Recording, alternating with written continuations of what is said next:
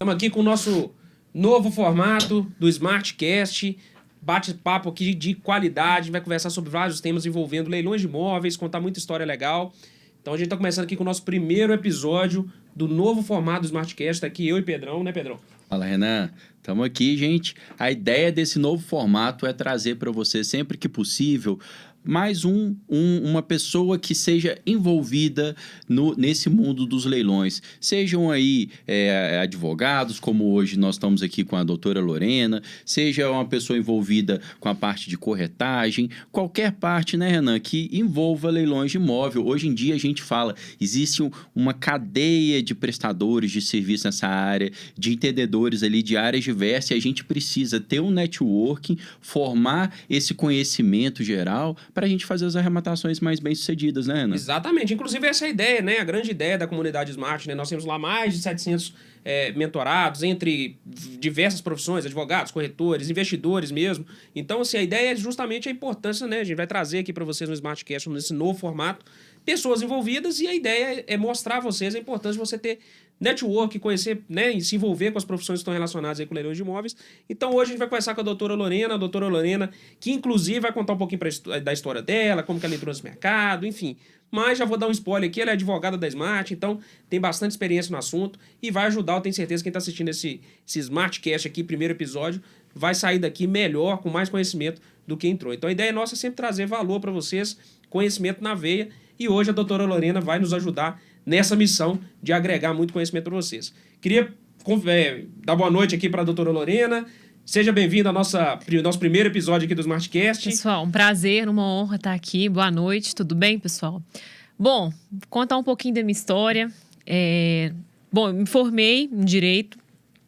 Sempre gostei de imóveis, antes mesmo de estar atuando nessa área. Me formei, fiz pós em processo civil, fui trabalhar em escritórios de advocacia, mas sempre gostando, sempre gostei desde pequena dessa área de imóveis. Fui corretora também antes de ser advogada. E aí me casei com o Pedro, e ele também, outro apaixonado com a área de imóveis, né? E eu sempre vendo ele comprando e vendendo imóveis. Comecei a me interessar mais e mais por essa área. E eu abri, né? A Smart veio como um incentivo. Eu comecei a advogar para os meninos. Acabei que eu abri um escritório de advocacia em 2019 e comecei a atuar assim, 100% nessa área de leilões de imóveis. Então, desde então, eu tenho me especializado, fiz pós em processo civil, pós em direito imobiliário, e estou aí, né, no dia a dia, aprendendo cada vez mais, aprendendo com os meninos também da Smart, uma troca de conhecimento. E é legal, né, Lorena? Porque você está falando aí sobre a sua experiência, como você entrou nesse mercado. E para quem não sabe, galera, no curso de Direito, né, quem é advogado sabe disso, mas quem não é, quem nunca fez uma graduação em Direito, você não tem um conhecimento especializado sobre leilões de imóveis e pouco sobre direito imobiliário, né? Então, na verdade, é uma área que é uma área carente, né? Tanto que a gente sempre fala aqui, quem acompanha Smart, né? Que muita gente, eu vou procurar um advogado para me ajudar numa questão de missão na posse, um advogado para me ajudar numa questão específica de um leilão judicial. Tem que ser advogado especializado, porque se não for advogado especializado, e a Lorena já explicou aqui, olha, eu formei, eu tive que procurar a especialização já via o Pedro arrematando dentro de casa, já teve o contato dentro de casa, mas teve que procurar a especialização porque não é uma área que é muito abordada dentro da graduação de Direito, né, Pedro? Não é. Gente, a gente sempre faz uma analogia perfeita, é a questão do médico. O médico, quando você tá ali com uma dor no pé, você vai no ortopedista, você não vai no cardiologista, né? Você dá preferência de não ir no clínico geral. Por quê? Porque o ortopedista vai saber te atender com mais sabedoria, com mais eficácia naquele problema que seu ali no pé. A gente chega ao nível de especialidade de chegar assim, não, mas eu não vou em qualquer ortopedista, eu vou no ortopedista especializado em pé, especializado em mão. É a mesma coisa, né? Então, a gente tem que se especializar cada vez mais na área da gente. Temos ali prestadores de serviço ao redor do mundo dos leilões e cada um ali, a gente sempre recomenda, procure profissionais que estejam se especializando. A Lorena, no caso, ela montou um escritório ali focado em direito imobiliário e em leilões e tem atuação bastante efetiva ali nesse mundo dos leilões, porque ela está ali no dia a dia da Smart, tem uma parceria com a Smart ali, então ela atua sempre em casos de emissão na posse, que é um tipo de processo que é para você, ao fim e ao cabo, conseguir desocupar o imóvel que você arrematou e entrar para dentro dele. Muito arrematante morre de medo, treme nas bases na hora que fala assim, na hora que começa a entrar no mundo dos leilões e fala: poxa, mas o imóvel vai estar ocupado? Como é que vai ser isso? Isso é muito complicado. A gente fala, não é complicado. 90% dos casos a gente consegue tomar posse amigavelmente, sem inclusive utilizar os recursos de um advogado. E naqueles casos que precisa utilizar o recurso do advogado, é uma ação muito tranquila, um percentual assim de ganho chegando a quase aos 100%. Então, assim, não é um bicho de sete cabeças. Agora, você tem que ter um advogado especializado para pular etapas, para você ali conseguir, porque tempo é dinheiro no mundo dos leilões. Então, ali, você sabendo o caminho das pedras, você encurta etapas, você economiza nesse caminho, e é esse bate-papo que a gente quer bater aqui com a Lorena hoje, para ela contar um pouco da experiência, né, Renan, no dia a dia dela. Exatamente. Ao invés de perguntar para algum advogado aí se desocupar é difícil, ou se tem como desocupar um imóvel arrematado a leilão, vamos perguntar para quem é especialista no assunto, né? É difícil desocupar um imóvel de leilão, Lorena? Não, as pessoas têm muito medo. Inclusive, os meus clientes que me procuram, o grande medo, né, que tem inicialmente é isso: mas eu não quero desocupar, vai ser difícil. Pessoa me falou, ciclano me falou que demora 1 ano, 2 anos, 5 anos, que eu não vou conseguir tirar. O ocupante me falou que eu não vou, que ele não vai sair de lá. Que só sai de lá morto. E sim, a gente ouve tudo, mas a verdade é que a gente até fala, né? Ou morto ou com a ordem judicial. A gente até fala assim, então além do caminhão, do chaveiro, contrata aí o caixão, né? A funerária. Eu falo que todo o arrematante, quando ele vai, né, iniciar nessa jornada, ele tem que estar com bons profissionais, não só o advogado, o corretor de confiança, o despachante. E quando a pessoa está do lado de pessoas que realmente entendem o que está fazendo, a trajetória fica muito mais fácil, né? Então, às vezes, uma coisa que é difícil ali na mente da pessoa, se ela estiver bem assessorada, vai ser uma coisa bem mais tranquila. E aí o pessoal me pergunta: e aí, como é difícil, não é? Eu falo: olha, primeira coisa, sempre tentar negociar, né? Tenta negociar, conversar ali com a pessoa, com o ocupante. Grande parte das vezes, a pessoa consegue sair ali só mesmo com acordo. Nem sempre a gente tem que entrar com ação. E quando tem que entrar com ação, 80% ali das vezes a pessoa vai sair no decorrer da ação. Poucos casos acontece, né, daquele imaginário de ter que ir com o policial para a pessoa sair à força, de forma coercitiva. Esses casos são muito raros. A pessoa sai ali no decorrer da ação, quando ela vê que realmente ela vai perder, quando tem uma decisão do juiz, ela já sai no decorrer. E quando é necessário uma decisão judicial para a pessoa sair de forma coercitiva, o prazo também é muito positivo. A lei está a favor do arrematante, né? Tanto, principalmente a lei de alienação fiduciária, ela deixa um prazo ali de 60 dias, né? Que é para o ocupante, para o ex-mutuário desocupar. Então, é um prazo curto e esse prazo começa, o pessoal pergunta, quando que esse prazo começa a contar? A gente ajuiza a ação de emissão na posse, pede uma liminar, né, uma tutela de urgência para a pessoa sair para desocupar. Normalmente, assim, 95% das vezes, 90%, o juiz aceita essa liminar, tá? Acata essa liminar com pedido para desocupação. Quando não tem que estar com registro, não, nem precisa do registro, mas às vezes um ou outro juiz pede o registro, mas 90% dá certo.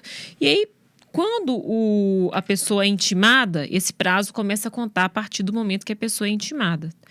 E uma das coisas que as pessoas ficam com medo, né, Lorena, assim, acham que toda ação de munição na posse culmina com a polícia indo lá, pegando, tirando o cara, carregando o cara pra Não, fora da casa, né? Isso é uma não. coisa assim, imaginada das pessoas. Acho que é isso, né? Imaginário, Tem é até um post que a imaginário. gente fez no Instagram uma vez, que a gente falou assim, olha, como que as pessoas pensam que é e como realmente é, né? As pessoas acham que a polícia vai chegar lá e vai algemar o cara e tirar o cara de lá. Como eu Não é falei, bem assim, né, como Lorena? eu falei, é bem pouco, assim, tem muita ação, Conta tem um caso pra nós aí, de Sim, alguma olha. coisa, alguma situação de que precisou de força policial, né? Porque a gente sabe, ó, 90%, se você for um bom negociador, se você já tiver habilidade, você já consegue desocupar amigavelmente. Aí você tem aqueles 10%, 5%, você vai ter que trocar a sua opção na porta. São muito Desses poucos casos. ainda, né? 10%. Você ainda tem 90% que você consegue... É porque, o que acontece? Acontece o seguinte, a pessoa entrou com a ação, às vezes quando o ocupante vê o oficial de justiça batendo na porta, antes, porque assim, o oficial de justiça vai lá e intima a pessoa para sair de forma voluntária. O juiz dá um prazo para a pessoa sair de forma voluntária. Então, às vezes, quando a pessoa vê o oficial de justiça na primeira vez, ali já sendo intimada, ela já fala, epa, o negócio é sério. Já pediu imóvel, né? Já pediu assim, imóvel. Não pediu imóvel não, porque o imóvel não era dela, né? Mas assim, vou ter que sair. Então, às vezes, quando ela vê a figura do oficial de justiça, ela já treme ali e já sai. Algumas pessoas realmente aguardam até ser expedido o mandado de forma coercitiva. Mas quando... Aí... Nesse íntere, ela já vai provavelmente estar com o advogado constituído, e aí o advogado da parte fala, olha, o mandado foi expedido, o mandado de admissão na posse. Então, assim, ela normalmente sai para não ter essa experiência vergonhosa, né? Constrangimento. Então, assim, bem raros casos. Os casos que eu já vi de ter que sair, o ocupante ter que sair com o policial, né, e com arrombamento, é caso que, às vezes, a pessoa está muito mal instruída ou quando ela tem uma esperança ali, uma falsa esperança, tá? Teve um caso seu, né, que inclusive eu acho que a pessoa tinha construído num lote, né? E talvez Tinha ali construído, era uma situação assim, pô, a pessoa tinha pegado um imóvel num terreno, construiu e de Esse repente, aí né? acabou tendo que retirar mesmo as coisas Teve da pessoa, né? Ela saiu de lá, Justo. assim, teve até uma confusão lá no dia e tal. Teve. Assim, claro, gente, que nem tudo são flores, mas são poucos os casos. E quando isso acontece, o proprietário, né, o arrematante, ele nem precisa de presenciar isso, né? Ele pode ou mandar o advogado dele ir no dia, ou se ele quiser, ele pode aparecer no final do expediente. E o que tem que acontecer no dia, se isso acontecer, é ele dar meio suporte para que essa emissão seja cumprida. Então, oferecer, deixar de pronto um caminhão, um chaveiro, mas ele não precisa presenciar, ele precisa de estar lá no final para assinar o auto de emissão. Então, ele não vai precisar acompanhar tudo isso se for necessário. Então, a confusão que a gente fala, gente, é simplesmente assim, de tá lá no dia, porque a pessoa às vezes, 90% é amigável, aí 10% você entra com a ação. Desses 10%, 90% a pessoa sai antes do oficial chegar lá com a polícia e tal. O oficial, às vezes, inclusive, avisa, já vim aqui, já te dei o primeiro aviso. Amanhã eu vou voltar com caminhão e tal. Então, às vezes, sai. A próxima é valendo. E a próxima é valendo. E aí, às vezes, a pessoa paga pra ver. E aí, a confusão que tá ali no dia é tipo, então, chama a família, o pessoal ali, recolhendo os negócios. Mas não é nada, assim, de outro mundo, né? Não tem que chegar, nunca vimos... E exceção da exceção. Nunca vimos ninguém saindo algemado ali. A força de fato. Agora, voltando atrás, Lorena, a gente estava falando assim, porque o arrematante smart, o arrematante que ele sabe o que está fazendo, tempo é dinheiro. Então, a gente sempre está pensando ali em economizar etapas. E ali, você falou... Primeiro, de que o mandado de emissão, né, o deferimento da liminar, em geral, rápido, de pronto, né? É coisa rápida, de dias, não é? Sim, até 2 semanas, normalmente, o juiz ele vai deferir ou não a liminar, normalmente defere. E aí, o que pode demorar é o do momento que a liminar é deferida até o oficial de justiça ir lá intimar a pessoa dessa decisão. Isso pode demorar, porque tem o trâmite, o mandado tem que ir para o oficial de justiça tem que ir lá, cumprir, intimar a pessoa. Então, isso pode demorar um pouquinho. Então, as pessoas me perguntam porque o rematante, ele quer ser prático e tempo e dinheiro. Então, o pessoal já vem e me pergunta, qual que é a média? A gente nunca pode falar o prazo exato porque não depende né, só de mim. É várias pessoas, depende do judiciário. A média, pelos processos que eu tenho cerca de 70 a 80 processos, 70 processos de emissão, a média ocorrendo tudo bem, se o ocupante não interpor nenhum recurso, enfim, se a vara for ok, é de 4 a 6 meses a pessoa ali vai ter o imóvel dela, vai conseguir tomar posse, enfim, prazo normalmente é esse, 4 a 6 meses, ocorrendo tudo bem.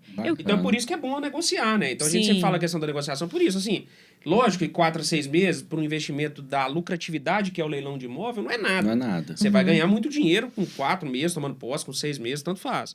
Mas é óbvio que se você conseguir tomar posse do imóvel com 1, 2 meses, às vezes negociando, é Sim. muito melhor. E além disso, você não vai precisar de constituir um Sim. advogado, Sim. pagar. Inclusive, nós vamos falar um pouquinho aqui sobre custas, né? Você não vai precisar pagar custas, constituir um advogado. Então, isso aí já é uma grande vantagem. Por isso que a gente prioriza sempre a negociação amigável, porque eu acho que, assim, torna as coisas, o investimento muito mais ágil, né? E você consegue... Uma ação judicial, né, gente? Sejamos sinceros. Tá É aqui desgastante para todas as partes, tá aqui uma né? advogada que ela ganha dinheiro, claro que se judicializar, mas a verdade é que uma ação judicial vai trazer custos para o arrematante, vai trazer custos para o devedor. Então, você ali sabendo fazer os argumentos, inclusive a Lorena, o escritório dela, para quem não se sente confiante, fazer uma negociação prévia, eles também fornecem esse serviço. Mas você, seguindo aí as técnicas da Smart, tudo que a gente passa para vocês estão aptos a fazer essa negociação, conseguindo demonstrar para o ocupante que para ele vai ser custoso,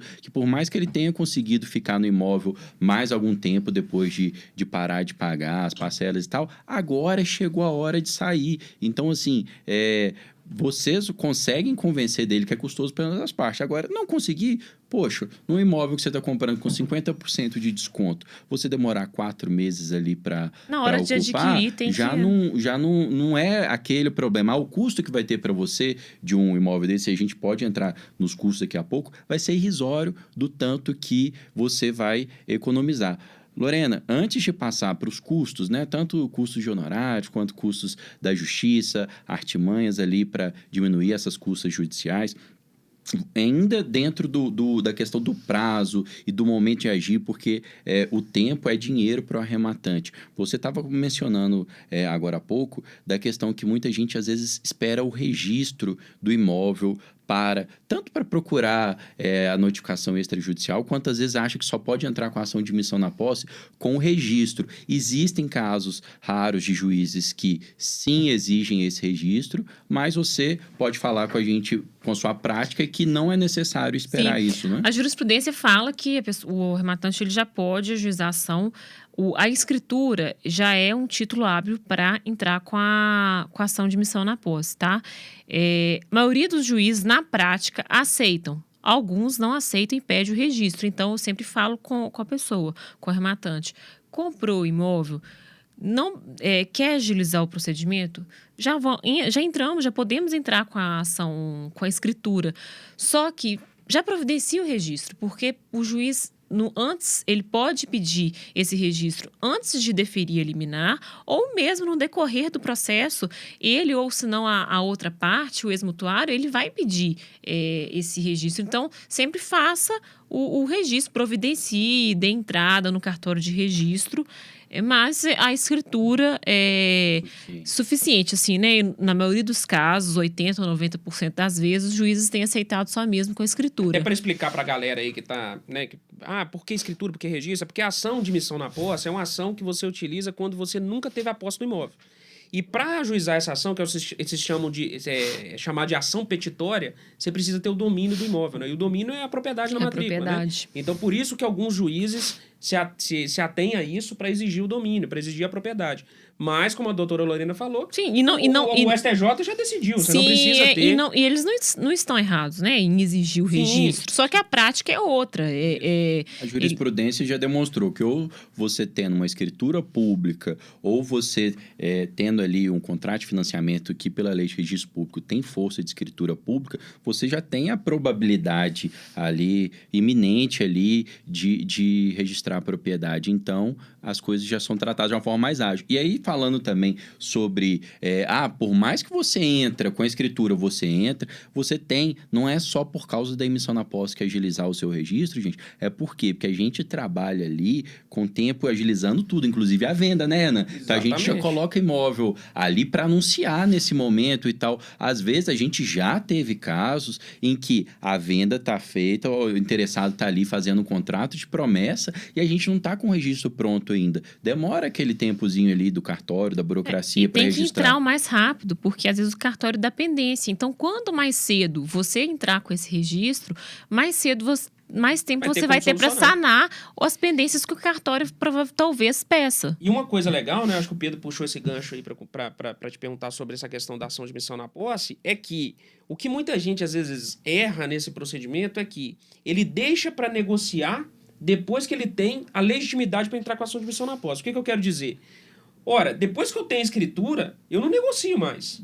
Eu já entro com a ação de missão na posse, não tem negociação mais. Negociação é enquanto eu não tenho legitimidade. E tudo tem um limite na negociação, porque tem muito ocupante que eu vejo que às vezes vai ganhando tempo na tentativa de negociação. É isso. E às vezes vai vendo ali, e aí a pessoa pede mais um mês, e pede mais 2, aí quando vai ver o tempo já se passou, o rematante às vezes fica inseguro de entrar com a ação. Então, tem um limite de tempo na negociação. Eu sempre recomendo, né? Cada caso é um caso, mas nos meus modelos de notificação, eu sempre dou o máximo, eu acho que 30 dias, um mês, é um tempo suficiente ali para a pessoa estar arrumando um outro local. Às vezes, um caso ou outro, eu até oriento assim, dá um pouco mais, mas não deixe igual. Eu já conversei com pessoa que foi lá e deu 5 meses, 6 meses, pior, fez contrato de locação com ex-mutuário. Pelo amor de Deus, gente, com ex-mutuário você não faz contrato de locação, por quê?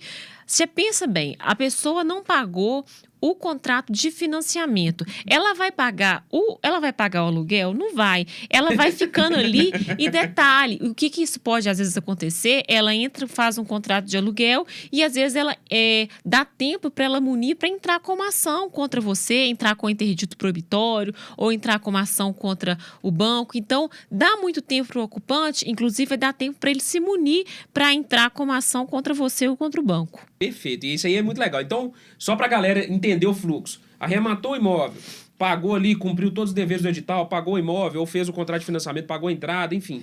Antes do contrato de financiamento ou antes da escritura pública, você já vai notificar extrajudicialmente, né? A pessoa já vai receber uma notificação extrajudicial falando assim, olha, eu rematei esse imóvel, já paguei, já cumpri todos os ditames do edital, o imóvel já pertence, né? Assim, não pertence o domínio ainda. Não é seu, mas você já tem ali possibilidade de fazer essa negociação. Por quê? Porque quando você tiver a escritura, você não negocia mais. Aí é ação de missão na posse, não tem que ficar conversinha com o ocupante, não. E muita gente erra nisso.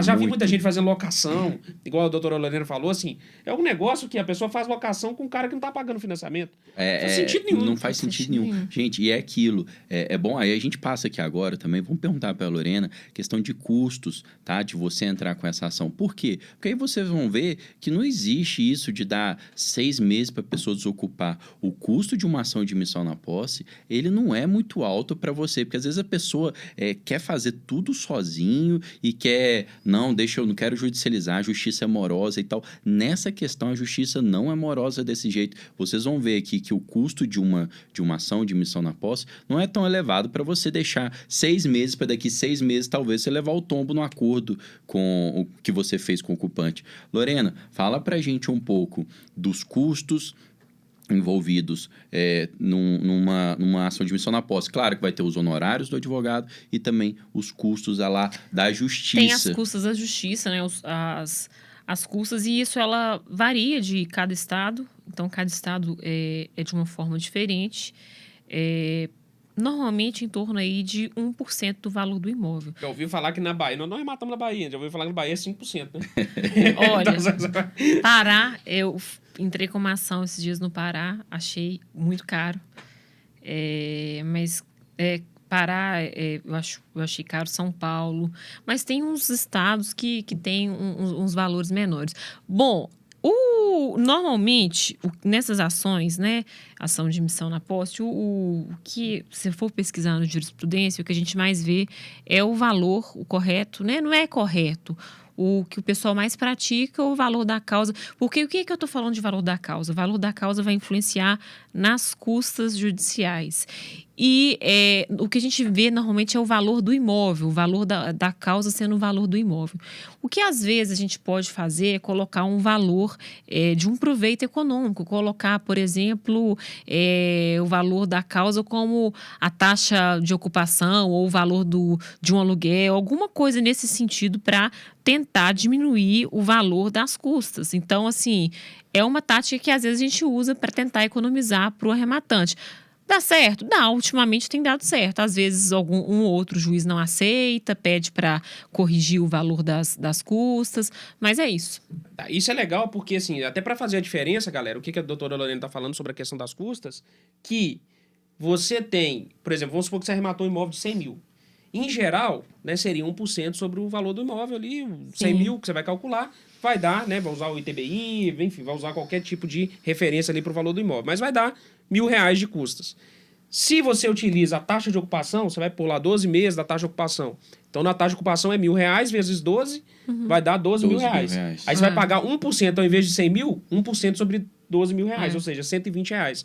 Você economizou nessa brincadeira aí R$880. A verdade é que a maioria dos juízes, eles não se atentam para isso, não. Um ou outro se atenta, ou senão a parte, às vezes na contestação, ela pode se atentar a isso. Mesmo se atentando, né? Existe a fundamentação, né, gente? Porque, na verdade, você arrematou o imóvel e você já é proprietário do imóvel. Então, você não está discutindo ali nessa ação de missão na posse a propriedade do imóvel que iria requerer ele pagar uma custa em cima do valor do imóvel. Você está discutindo ali a posse do imóvel. E aí, existe como fundamentar que essa posse ela tem um valor em cima do lucro cessante que você está tendo ali por deixar de usufruir daquele imóvel durante aquele período. Então, sim, é uma estratégia válida, né, que você tem trazido para a gente esse feedback de que tem dado muito retorno. Casos dos juízes que não acatam, também é só complementar as custas e dar certo. Sim. O que não deve dar certo, né, doutora? Pedir justiça gratuita. É a questão da justiça gratuita, gente, né? eu não recomendo, a não ser que realmente a pessoa tem como comprovar.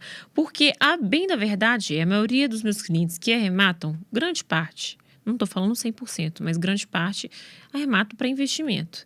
E não é a pessoa que está investindo, ela tem dinheiro ali para pagar as custas. Claro que tem pessoas que compram para morar e aí ela consegue comprovar ali direito, né, que fazer jus a esse direito à justiça gratuita.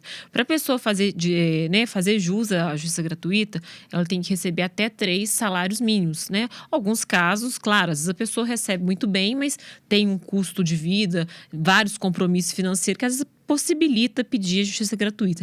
Mas, quando você pede justiça gratuita e não comprova que você faz jus, você está perdendo tempo, porque o juiz vai mandar você comprovar e, enquanto isso, ele não analisa o seu liminar, né? Então, a pessoa pode estar perdendo tempo em, às vezes, querer economizar e pedir justiça gratuita. Show de bola. Eu selecionei mais 2 temas aqui que eu acho que a galera sempre pergunta pra gente. O primeiro é a questão da taxa de ocupação, né? Falar um pouquinho sobre a taxa de ocupação aí, inclusive como instrumento de negociação. E o segundo nós falamos aqui sobre missão na posse, mas sempre tem aquela dúvida, né? Se o locatário está no local. É ação de missão na posse, é ação de despejo. E aí você conta um caso pra gente, que eu sei que você tem um caso legal sobre isso aí, mas vamos falar primeiro da taxa de ocupação, Sim, que é o instrumento bom para negociar, né? Sim, conta pra gente aí. Sim, inclusive nas notificações, quando a gente envia a notificação para, né, pro ex-mutuário, pro ocupante, né, proceder com a desocupação, a gente fala que vai ser cobrado a taxa de ocupação. A taxa de ocupação ela é 1% sobre o valor da garantia, não é sobre o valor do imóvel, né? É 1% sobre o valor da garantia. Então, a gente faz isso, informa, faz a notificação extrajudicial que, se a pessoa não desocupar, vai ser cobrado essa taxa. E quando a gente instrui a ação, a gente faz, tanto que as ações de missão são ação de missão na posse, com pedido de tutela de urgência acumulado com cobrança de taxa de ocupação. Então, a gente faz esse pedido. A taxa de ocupação, no primeiro momento, ela não vai ser analisada, ela só vai ser analisada no final ali, na sentença, né? No final do processo, ela vai ser analisada. E, normalmente, os juízes, eles acatam porque é o que está na letra da lei. A letra da lei é muito clara. A lei de alienação fiduciária fala que a pessoa terá direito a essa cobrança dessa taxa de ocupação. Então, o que acontece? Uma dica. O que eu faço? Quando eu vejo ali, principalmente que às vezes o ocupante ali, o ex-mutuário, é uma pessoa que tem condição financeira, porque é muito comum, viu, gente? Às vezes você pensa ali que a pessoa está ali no imóvel porque ela não teve condição de pagar, mas não, tem muito ocupante ex-mutuário que tem condição financeira, mas acabou, enfim, perdendo o imóvel porque foi fazer outras coisas. Eu já vi ex-mutuário que não pagou, mas preferiu fazer viagem internacional ou comprar outros. Eu já vi pessoa que tinha uma boa vida em redes sociais, viagens internacionais, ostentando boa vida ali, outras propriedades, e ela não pagou o financiamento. Né? Então, o que eu faço ali quando eu vejo que a pessoa tem uma condição financeira? Eu até faço uma pesquisa de imóveis antes para saber que a pessoa tem imóvel, porque no futuro o juiz aplicando uma taxa de ocupação, e às vezes a taxa de ocupação acaba tendo um montante alto, eu já tenho ali a indicação dos bens da pessoa, tá? Para no futuro, quando for executar, eu já saber que a pessoa tinha, né, aqueles bens, o veículo, imóvel, enfim. Então, eu sempre faço, às vezes, essa pesquisa. É uma questão boa até você expor isso para o ocupante, virar e falar, olha, já fiz uma pesquisa, tem aqui o conhecimento, então existe essa taxa de ocupação, está aqui a letra da lei, não tem como escapar, então você está pagando mais caro, gente, que imóvel hoje que você vai alugar que dá 1% o seu aluguel. Não dá, aluguel hoje é 0,3%, 0,4% no muito. Então, você ali, com a letra da lei, mostrando para o ocupante, você consegue convencê-lo de que é caro para ele continuar naquele imóvel, litigando aquele imóvel. Então, a taxa de ocupação é uma ótima, sim, a gente utilizar como artimanha. E, claro, no final das contas, precisou estar lá no processo, né? A gente depois vai ver, dependendo do tipo de ocupante, se é viável continuar executando e correndo atrás. Cada caso é um caso. A gente vai ver se a pessoa tem condição, se não tem, se vai valer a pena prosseguir com isso, né? Enfim. Show de bola. E a outra questão que eu acho que muita gente tem dúvida aí, né? Lógico, né? Você vai entrar com a ação de missão na posse. E, claro, a gente pode trazer até algum tema aí sobre leilão judicial também, algumas dicas práticas aí da doutora Lorena. Mas, enfim, a questão de emissão na posse quando tem locatário, né? É claro que a gente sabe que ali o contrato de locação, o direito obrigacional, só vincula, né, o antigo devedor que locou e o locatário, mas na prática a lei do inquilinato, ela protege ali o locatário, ela tem algumas disposições, tanto do artigo 8º quanto do artigo 5º. Queria que você falasse pra gente e contasse a sua experiência, né? Que você já pegou um caso aí que foi uma lambança da advogada e acabou você tendo que enfim, galera, por isso que eu falo, cada um no seu quadrado. Eu sou advogada de direito imobiliário e eu não pego uma ação trabalhista, de família, penal, porque eu não sei, não tá na minha prática, eu tenho humildade, a pessoa chega pra mim e fala, olha, tô te indicando para outro colega, porque eu não sei. O que acontece? Antes de tudo, quando a gente está negociando, na fase de negociação ainda, a gente tem que saber quem que é a pessoa que está no imóvel, tá? Como que a gente fica sabendo isso? Com o próprio síndico a gente vai saber. Então, quando a pessoa está no imóvel, que pessoa que é essa que está no imóvel? Que ocupante que é esse? É o ex-mutuário? Quem que é? É a mãe do ex-mutuário? Quem que é? É o inquilino do ex-mutuário. Poxa, é o inquilino. O inquilino, pessoal, ele tem a relação do locatário e locador, ela é protegida por uma lei especial, que é a lei do inquilinato. Então, por isso, como tem uma lei especial que protege, né, as relações de locação, o procedimento é diferente, tá? O procedimento, se tiver ali um inquilino, a ação devida vai ser a ação de despejo. Claro que tem às vezes é o inquilino e a gente consegue juizar a ação de missão na posse e dá tudo bem. Mas o correto, por quê? Porque eu já peguei caso que quem estava ocupando o imóvel era uma inquilina do ex-mutuário. E aí pessoa foi lá, ajuizou a ação de missão na posse, só que a inquilina ocupante, quando foi se manifestar, apresentou o contrato de locação. Contrato de locação assinado, ainda na vigência, e aí o juiz na hora falou, peraí, isso aqui é ação de despejo. E aí não converteu a ação de missão na ação de despejo, enfim, aí teve que, não valia a pena entrar com a ação de despejo, acabou que a pessoa foi ficando, o ocupante foi ficando, enfim, então tudo isso, até qual ação que a pessoa vai entrar, também tem que saber. Então, primeira coisa, olhar quem que é a já te soubesse pessoa. quem estava ocupando Sim, era locatário, já não tinha perdido cedo, tempo. não entrava com ação de missão na posse, entrava com ação Sim, de despejo, né? Nesse sim. caso aí, pelo que eu me recordo, foram uns 2 anos, né, que a pessoa ficou arrastando ali, insistindo na ação errada. Teve um custo, pediu. você entrou depois nessa ação para fazer um acordo, não foi? Teve um custo para ela. Tivemos que fazer um acordo porque a gente viu que não ia valer a pena entrar com uma ação de despejo naquela altura do campeonato, a gente fez um acordo. Mas, enfim, era uma coisa que poderia ter sido resolvida bem mais tempo. Isso mostra, galera, voltando aqui para a questão da comunidade, voltando com as parcerias que a gente faz, né? A comunidade, ela tem esse grande diferencial, porque você, como arrematante, se você caminhar sozinho, você tem uma dificuldade muito grande, porque existem algumas coisas que você aprende, né, que você precisa de profissionais especializados. E procurar achar profissionais especializados no mercado não é tão simples, tá? Você achar profissionais que realmente conhecem do assunto não é tão simples. Provavelmente você vai procurar alguém que vai se dizer especialista em tudo e você vai contratar, fulano de tal tem um advogado para indicar e vai fazer umas cagadas dessa aí. Então isso pode acontecer, tá? Por isso que a gente tem na comunidade esse grande diferencial. Lá nós temos profissionais e profissionais especializados no ramo de leilões de imóveis. Então você não vai dar bola fora lá, você não vai dar tiro na água lá, né? Então isso aí é um grande diferencial. E mais, ainda assim nós temos as parcerias, né? Então, por exemplo, o escritório da doutora Lorena é uma parceria que a Smart tem e oferece lá para os mentorados que entram dentro da mentoria, eles têm acesso à parceria com o escritório da doutora Lorena e você não vai cometer esse tipo de erro, você pode ficar tranquilo, você está colocando na mão do profissional que é especialista e trabalha no ramo e tem experiência prática, né? Então isso aí faz muita diferença, né, Pedro? É aquela história, né? Me diga com quem andas que eu direi quem tu és. No final das contas, você estando dentro de uma comunidade onde várias pessoas ali reúnem conhecimento ali sobre leilões e cada um ali ainda pode ser especialista em cada área ali. Depois vocês vão ver até num próximo podcast que a gente vai fazer com o Carlos Chaves, a gente vai falar ali de projetos, inclusive, que a gente tem de disponibilizar esses serviços envolvendo imóveis, envolvendo leilões, numa plataforma. Por quê? Para facilitar ali dentro da comunidade, existem essas pessoas, mas você ali colocar a mão ali, ó, tá aqui, faço, quem são os especialistas nessa área ou naquela área, para você conseguir orientar o arrematante aí direto na pessoa que vai economizar tempo e dinheiro para ele.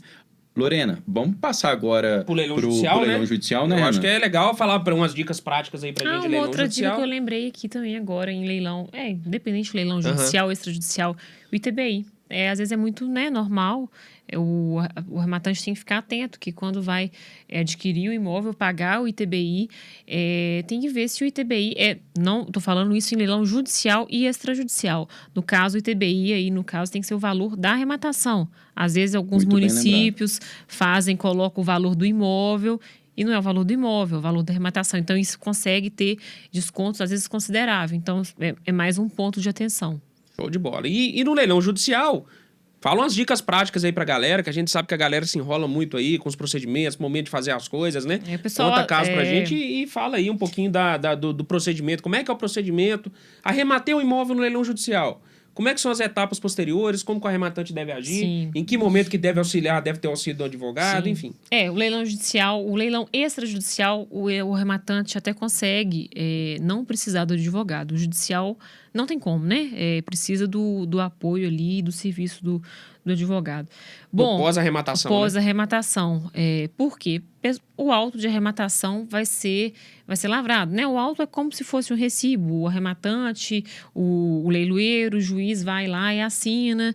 Então, é como se fosse um recibo, tá?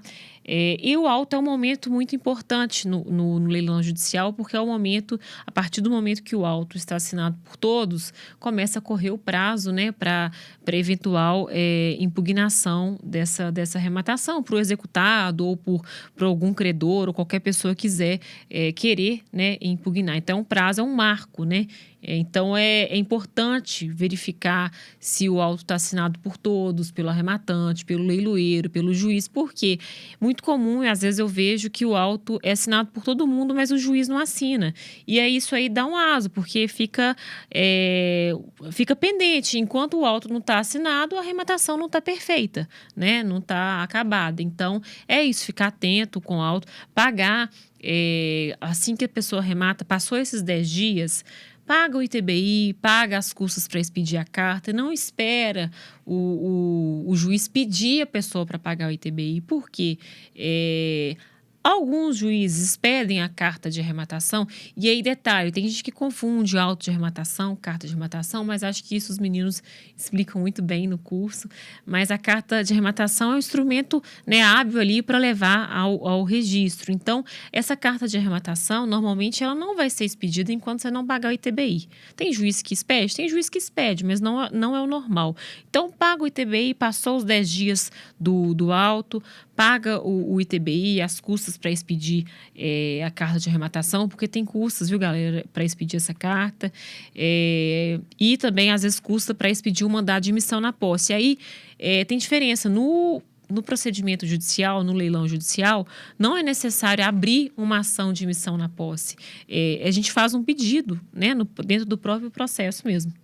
Show de bola, aí sensacional, dicas práticas, né, de quem atua na área, de quem conhece do que faz. Eu acho que isso faz uma diferença muito grande, né, Pedro? A gente trazendo pessoas aqui que estão atuando na área e que sabem dar dicas práticas aí, auxiliar os arrematantes. Conhecimento de valor, hein, galera? Isso aí vocês não encontram em qualquer lugar, não. Aqui nós trouxemos um advogado que está atuando na área. Que lugar que você encontra isso aí? Não é fácil, não, né? É isso, galera. A ideia é trazer conhecimento para vocês fazerem sua arrematação ali mais rápida, mais lisa, economizando. E isso aí é conhecimento prático adquirido com o tempo, do dia a dia, né? Por exemplo, esse exemplo aqui que a Lorena está dando, de um momento, passou os 10 dias, pagar o ITBI, não só pagar o ITBI, tá? Você já apresenta ali uma petição recheada ali, pagando todas as custas que envolvem uma arrematação, tá? Existe custas ali, não são custas elevadas, mas existe a custas da própria arrematação, que às vezes muita gente poxa, mas eu tenho que pagar? Sim, a maioria dos tribunais você vai ter que pagar uma custa ali de 300, 500 reais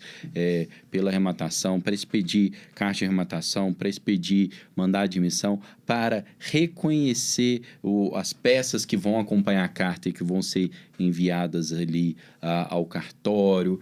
Você pede também, né, no oficiamento ao... Prefeitura e condomínio, né? Prefeitura, condomínio, o próprio cartório de registro.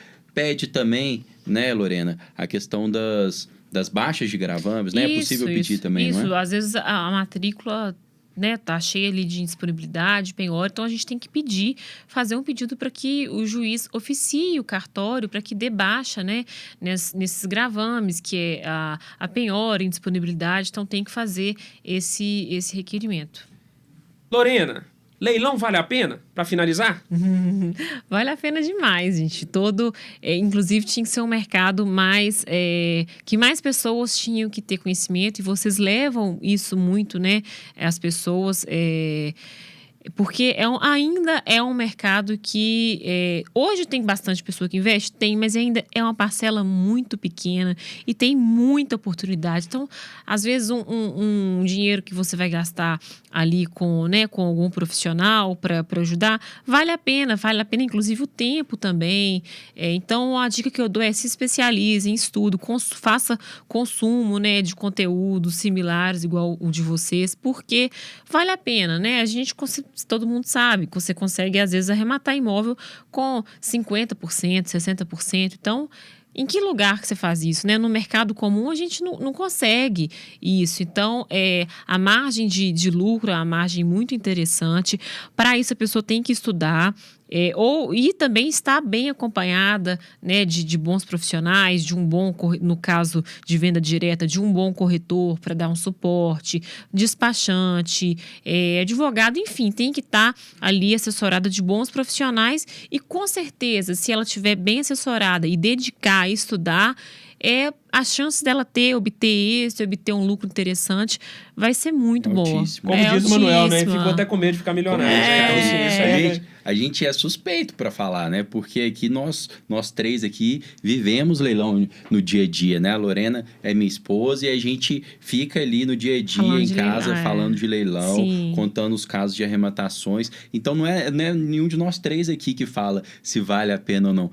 É o resultado que a gente mostra ali da comunidade, né, Renan? Isso. É o WhatsApp que a gente recebe ali todo dia de uma pessoa comemorando a nova arrematação. Mais que isso, né, Renan? Comemorando uma venda com lucro que, no final das contas, dinheiro no bolso, gente. Essa semana mesmo, e eu fico muito feliz quando tem resultado dos meus clientes. Essa semana foram 3 clientes meus que conseguiram tomar posse.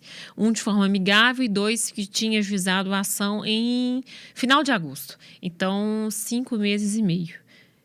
2. Então, assim, só essa semana eu já tive 3 resultados. Uma negociação amigável e 2 que nós entramos com a ação e saiu aí dentro do prazo de 5 meses. Nesse caso, aí até lembrando, o oficial de justiça foi na casa do ocupante, na casa, né, no local do que o ocupante reside, e ele falou, olha, vou cumprir o mandado, te dou 2 dias aqui para não ter que fazer de forma coercitiva. A pessoa saiu. É o que acontece na prática, né? Então, isso aí isso que é legal trazer. Ficou arrastando, a pessoa ficou arrastando o processo, apresentou defeito. Mas chega na hora H, a pessoa Mas chegou na hora H, a pessoa isso que é legal, né? Da gente ter trazido você aqui para falar com os espectadores da Smart e tal, para mostrar a prática do dia a dia, mostrar a gente não tem bicho de papão em desocupar imóvel, em desembaraçar o imóvel depois da arrematação judicial, né? Está aqui, então, uma pessoa que vivencia isso. Na hora que deu pepino, eles procuram a Lorena e ela tá mostrando pra gente que não tem um bicho de 7 cabeças para desenrolar isso, seja entrando com ação de missão na posse, seja dando seguimento ali na arrematação judicial. Lorena, queria só te agradecer, né? Você largou lá, a gente sabe aqui que largou o beach tênis lá para vir falar aqui com a gente hoje. Então, agradecer por compartilhar, né, com a gente, né, Ana? Esse conhecimento Eu seu. Que agradeço, gente, a oportunidade de vocês, por tudo. Muito obrigada. E volte sempre, né? Quem sabe ali nas próximas edições aí a gente tem mais casos novos aí, vamos voltar e bater mais um papo aí que eu tenho certeza que vai ajudar demais. Maravilha, muito obrigado. Pessoal, show de Galera, bola. acompanhe o Smartcast, primeiro episódio. Toda semana tem um episódio novo, então fica atento aí que tem muito conteúdo legal, beleza? Falou, galera. Falou, galera. Até mais.